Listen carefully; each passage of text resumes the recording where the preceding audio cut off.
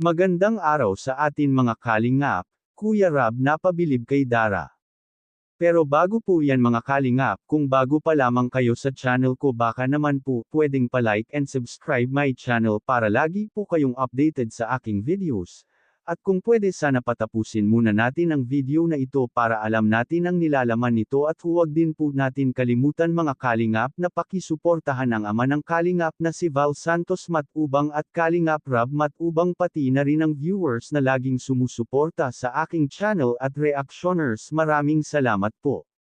Mga kalingap, Kuya Rab napabilib ito kay Dara dahil kahit isang beses pa lamang ito na imbitahan si Dara na mag-attend sa church service nila Kuya Rab ay kusa na ito naga-attend tuwing linggo at hindi na ito kailangan pa daw na ipaalala.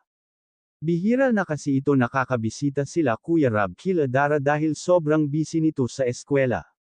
Tuwing linggo na lamang nila nakikita si Dara kapag nagsisimba ito.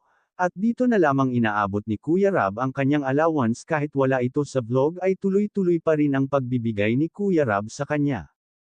Kaya napabilib ito si Kuya Rab kay Dara dahil, kahit gaano kahirap ang kanyang pinagdadaanan ay hindi pa rin nakakalimot sa pagsimba at ito din ay pinaglalaanan niya ng araw at oras.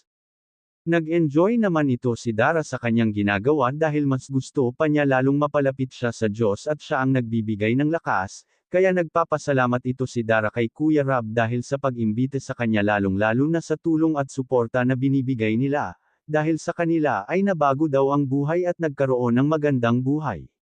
Kaya mga kalingap, hanggang dito na lamang po ang update natin para kay Dara, maraming salamat po. Thank you for watching and God bless us all.